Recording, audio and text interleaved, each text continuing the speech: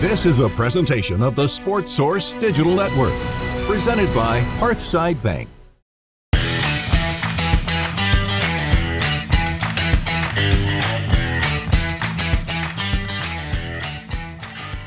Come on in.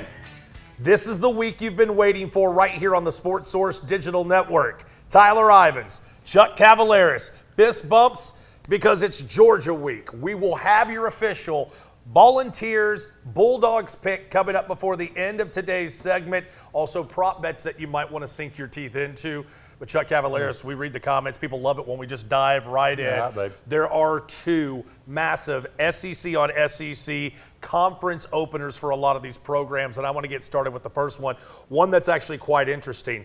2-0 Arkansas, and that offense looks awesome. 2-0 Ole Miss. They kind of stubbed their toe a small smidge up 75 north in Lexington, but they get out with a win. This is an Ole Miss team at home that's going to be laying 9.5 points against Bobby Petrino, Sam Pittman in Arkansas. Lead us off. Your overall thoughts on the Hogs and the Rebs. Well, I tell you what, to me, this is one of those you look back, it's going to be kind of like one of those revenge games a little bit. Last year, Ole Miss just handed it to them. Yeah. Right. Oh, yeah. And so now Box lunch. you've got the reverse. And even last week at Kentucky, did you see how Kiffin, after the game, apologized to the gamblers because they did not score? And it was like they talked about it later. I can't believe the head coach was apologizing to the gamblers because they didn't add on with a touchdown late. I tell you what, right now, Sam Pittman's seat isn't near as hot as we thought it'd be at Arkansas. It's funny, Lane Kiffin. Your boy texted me on the side, and we gave him 3 plays and went 2-1 because you couldn't punch it in late, but that's okay. We'll roll with those punches. Sam Pittman, he just wants to coach ball, have him a nice cold beer, and maybe save his own job right now. If you look at these two teams, statistically, they're actually eerily similar. Now, you have to ask yourself, what kind of competition are you been getting the last couple of weeks? Arkansas State for the Hogs last week. Right. Excuse me. It's just one of those things where I go, okay, maybe the stats don't match up, but I will say this. There's a key stat here that I love. Red zone defense. Arkansas's red zone defense. So if Lane's already apologizing about inexcusable lack of punching the ball into the red zone, it doesn't get any easier against Arkansas. And you're giving me dang near 10 points on the road? I'll go first on this one. Ooh, Pig Suey. I like it. I'm going to take every single one of those points. Close game. Austin Simmons leaves. Ole Miss quarterback, fourth quarter, twice due to injury. He has 2 boneheaded interceptions against Kentucky's defense. I think Sam Pittman keeps this team alive in this game all the way for 4 quarters. Yeah, and you're taking the points, and you're probably getting the best quarterback, too, right? And it was the ankle injury and didn't come back in late, for Ole Miss. So we'll see. And we talked about this last week. I look at Ole Miss, and to me, that's an underperformer against the spread. And it's not just a month or 2, it's a season. It goes back. We talked about this last 2 years. We talked about it, we have consistently. And you would think Kiffin with this offense, this genius kind of approach, they're going to just put up all kinds of points. I don't think that's the case anymore. I really don't. So it's tough to pass up that 9.5. So you'll take Arkansas? Yes, I would. I would. We'll share a plate on this one. How about another 9.5 point spread? Chucky C. Note, I knew Florida was absolutely nuts in 2024 and 2025 because of how their schedule laid out. Now I'm actually fully on board that Billy Napier will not be on the sideline in November when Tennessee gets down there.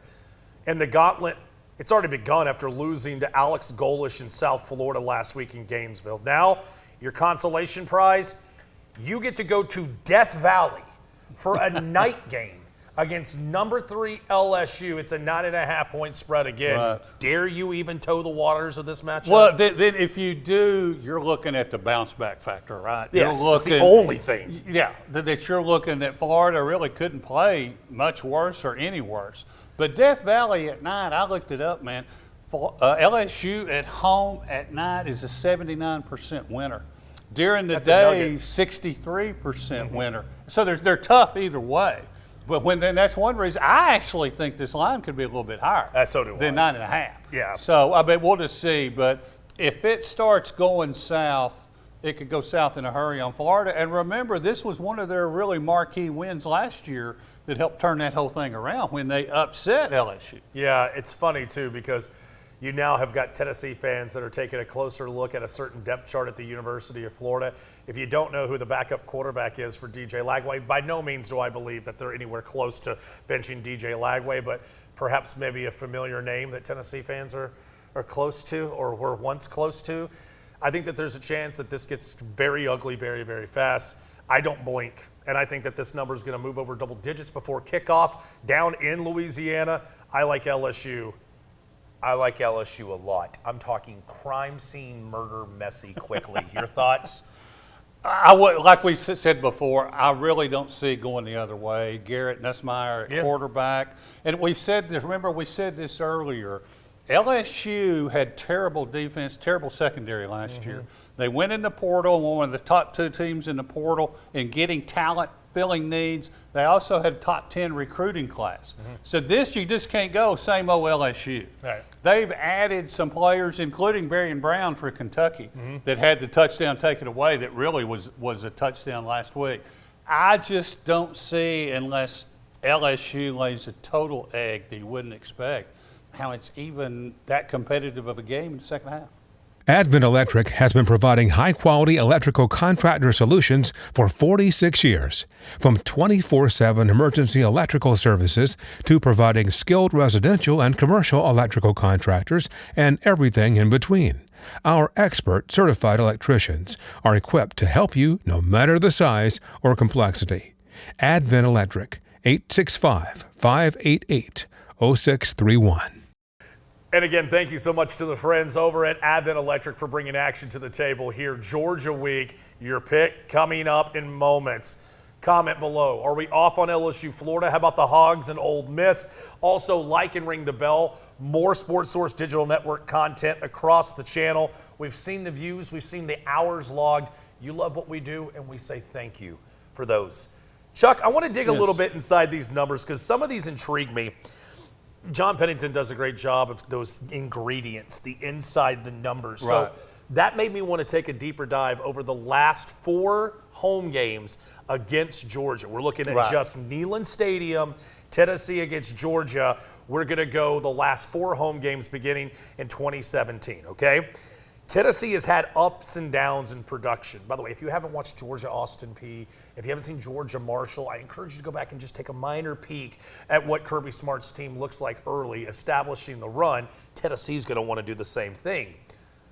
In 2017, Chuck Cavalaris, Tennessee football averaged 2.1 yards per carry in that blowout loss. In 2019, it upticked to 2.4 yards, went down dramatically in 2021 to 1.5. But the last go-around in 2023, Tennessee, 5.2 yards per carry in that game. That average comes out to 2.8 yards per carry over the last 4 home games. You're 0-4. And you're losing those 4 home games by an average of 4 touchdowns.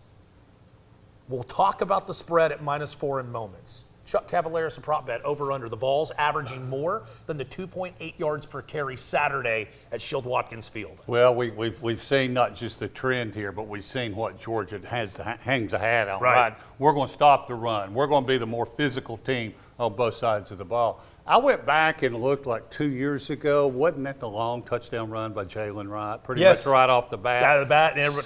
So then you kind of, not that it skews the numbers, but that's part of, you got to factor in. Explosive play, sure. Explosive play, but still, I think they can go over that 2.8. Is that what we're looking at?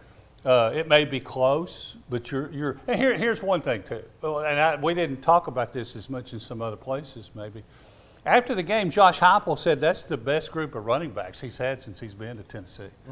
And that's a tall drink of water. Yeah. So, I mean, and you hear the hyping things up from Coach Hype, but still, to say that, but they've got more than one guy. Yes. And we can talk about the David Sanders stuff ad nauseum. Is he going to play? Is he not going to play? You're going to go with who you got. But yes, I think they can go over that number, unless all of a sudden Tennessee is a passing offense instead of a running offense. I think that this is a 4-person approach.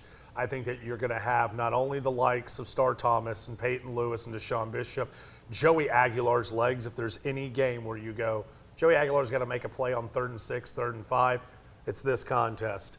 I think at the end of the day, it's a touch over 2.8. Yeah. I think the Vols are in the 3 range in this one. So if you're looking for prop bets in your state where they are legal, asterisk, then you're going to be looking at a prop bet of where the Volunteers fare on the ground. I will go the over 2.8 yards. They better be in the 3s if they want to hang with Georgia. Well, now here's one thing I would ask too. Where does the sack yardage go? There, and that's the Aguilar angle in this. Yeah. So Tennessee hadn't been sacked yet. I went back and looked, Tyler.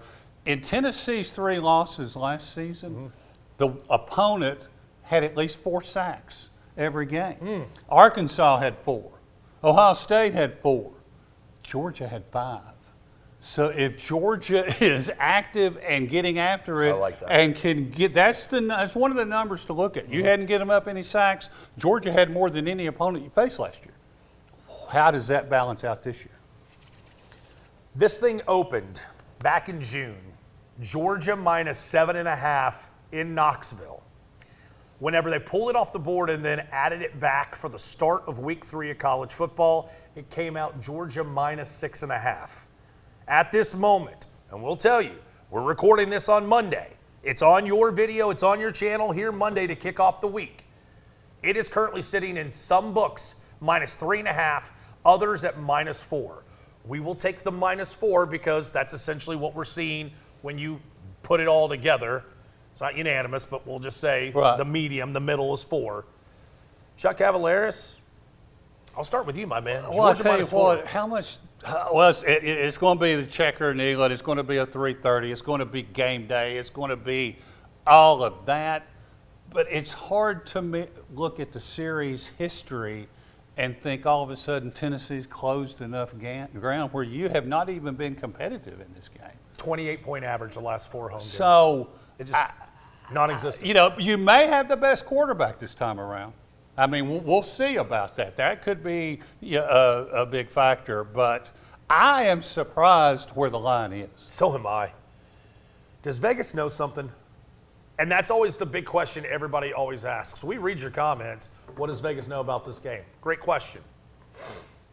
This is Gunnar Stockton's first true road game.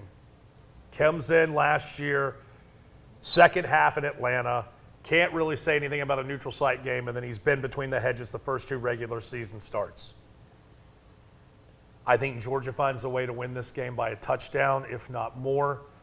I'm going to let history be the main reason why I'm making this pick. Right. I'm going to lay those points. I'm going to take Georgia. I expect you to come after me. Come, please. I want to talk to you about this in the comment section.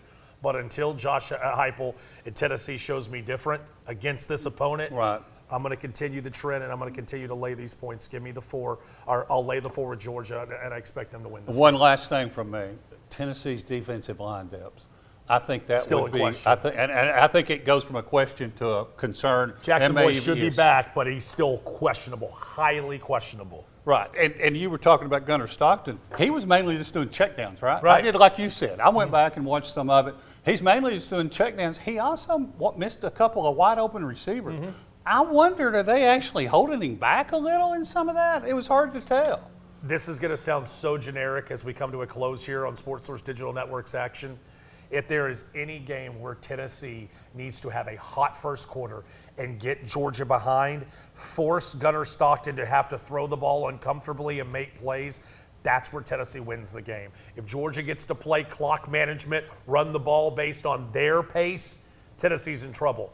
Uptick, 10 here, like last year in Athens. You got off to a hot start in the first quarter, but you let the momentum carry back over to Georgia's side. If you could duplicate the first 15 minutes in Knoxville this Saturday, you've got a great chance to win this football game. Chucky, Love you, great man. chance we're going to do this all over again next week. Again, ring, like, comment, Sports Source Digital Network. Thank you to everybody behind the scenes. Thank you to you for watching. A lot more to get to. Hang with us all week. Georgia week right here on the Sports Source Digital Network. Heel bumps. Yeah, baby. Hey guys, Tyler Ivens. And with the upcoming sports season around the block, a lot of you out there are probably anxious to head to your favorite sports book. I'm here to remind you, be sure that you're setting limits. Never chase your losses, and make sure that you only gamble what you can afford to lose. And if you do have a sports gambling problem, call the Tennessee Red Line,